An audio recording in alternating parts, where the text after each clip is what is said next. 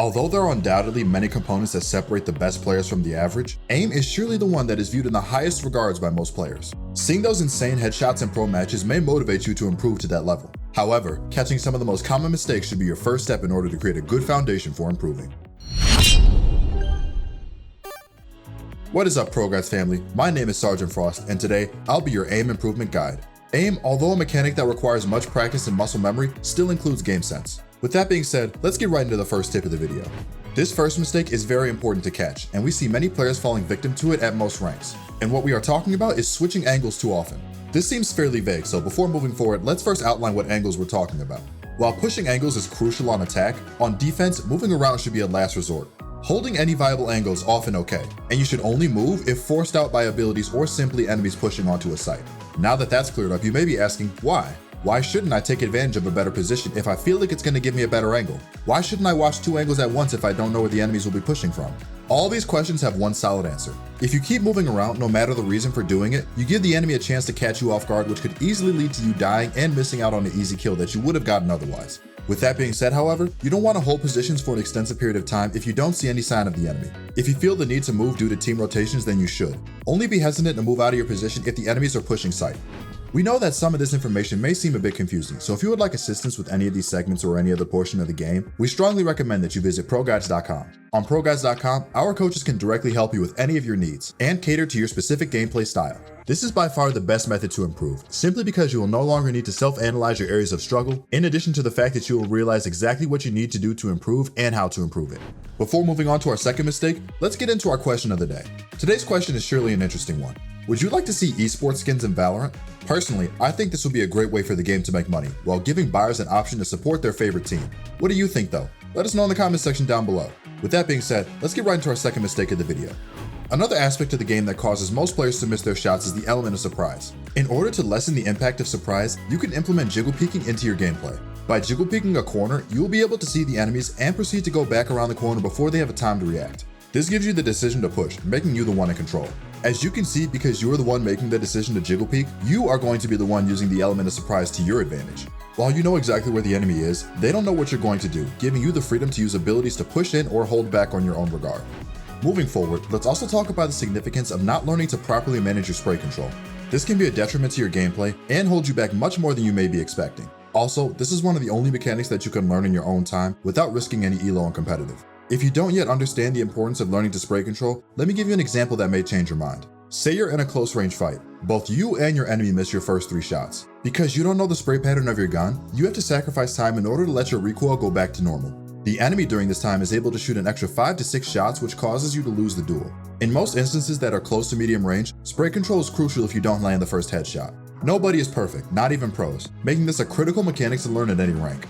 If you feel like you're struggling in this regard, simply take 45 minutes to an hour and hop into the practice range in order to master this portion of the game.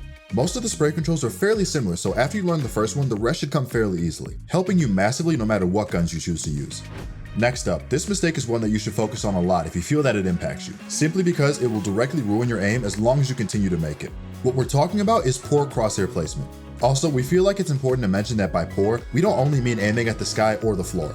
Instead, we're specifically discussing not knowing the maps well enough to jiggle peek and pre-aim the locations in which you think the enemies may be hiding.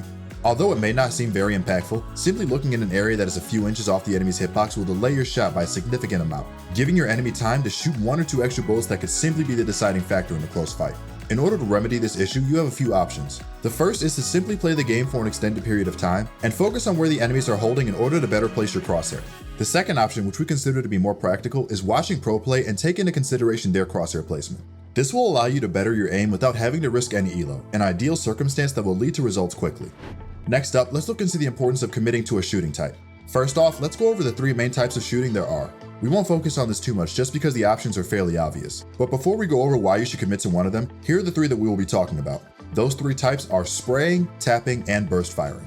Each of these options have a place in the game and should be utilized when taking fights from different ranges. However, if you started off spraying for instance, you should never switch to tapping without first ceasing to fire for a few seconds. This is because if you do, your recoil will not reset, causing your tap fire to be very unpredictable and likely lead to you missing easy shots. Similarly, if you switch to spraying from tapping or bursting, your spray will begin at a seemingly random interval, which will throw off your aim significantly. This mistake, unbeknownst to most, leads to many lost fights that they think that they should have won. Although situations in which this occurs tends to be fairly rare, try to avoid them in all circumstances. Moving forward, we feel like another common mistake is not focusing on map knowledge enough. As we talked about earlier, this will directly help you with your aim when peaking angles. However, map knowledge has many more benefits that can heighten your game sense and aim throughout the game. These benefits can include knowing when to rotate, understanding pathing options for flanks, knowing how to vary your play to catch enemies off guard, and more. Ultimately, any way that you can surprise your enemy will give you more time to react, and therefore will better your aim. Let's go over an example. If you hold the same angle every round on defense, then the enemy may begin to peek out and expect you to be there. When they spot your location, you'll be forced to react instantly in order to win the fight, not allowing you to be as accurate as possible. However, with increased knowledge, you may know some holding areas that are more uncommon, removing the risk that enemies know exactly where you are. This will give you ample time to spot the enemy before they see you, and it will also allow you to make sure that you hit your crucial headshots that simply land in a kill. Another common mistake that we've spotted up until Diamond Rank is not adapting to enemy play. This can be very detrimental to your gameplay in general regarding rotates and angle holding, but can also impact you negatively regarding your aim when considering gun usage and economy. You may ask yourself, how does economy impact my aim? Let me explain. Say the enemy doesn't have enough money to purchase rifles like you do. In this instance, rather than holding the angles you normally would, you likely should be a bit further back in order to avoid dying. This is because on eco rounds, teams tend to push in fast in order to get spike plant money. Contrarily, if you are not able to buy in the enemy can, you may want to play close range in order to catch these enemies off guard. This will help you a lot throughout the game and truly better your aim simply due to reaction time. If you hold back, you may have more time to react to pistols that aren't very good at long range. And if you hold close up, you may be able to better your aim with certain eco weapons like the Shorty and Classic due to its right-click capabilities. Moving forward, let's talk about poor ability usage. This is something that can directly impact aim, especially when looking at smokes, flashes, and knowledge-based abilities like Trapwire and Recon Dart. Let's first go over smokes and flashes and then quickly into knowledge-based abilities, and talk about how they can both help regarding your aim. First off, smokes and flashes utilized to limit your enemy's vision can give you an opportunity to win duels before the enemies even have time to react. For this reason, you should always use smokes and flashes to your advantage if possible. Generally on attack, you want to use smokes and flashes before even seeing the enemy in order to give yourself a higher chance of winning duels. Regarding knowledge-based abilities, however, these can help you in much more obvious ways. By utilizing them before spotting the enemy, you will either be able to find out exactly where the enemies are, or in the worst case, give you information about where the enemies are not holding. Both of these instances will allow you to more accurately infer the enemy's location, allowing you to have improved crosshair placement and give you higher chance at winning duels. The final mistake that we find to be prominent throughout matches is poor movement. This tends to hold players back significantly. However, the reason we left it for the end is because it takes a long time to master.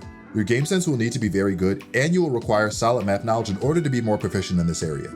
If you feel like you have both of these things, this tip may be the one for you. In order to better your aim, you will need to master things like jiggle peeking and counter strafing. However, where the roadblock occurs for many players is at more advanced movement tactics like running and walking at crucial times, and being able to jump around corners with the operator while still watching the perfect angle. In order to master these portions of the game, you will need to spend hours looking into each tactic. If you would like to dedicate the time to master movement, this is what we recommend.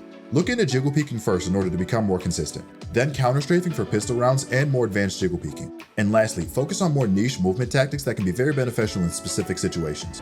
We hope that the information in this video will help you improve your aim moving forward.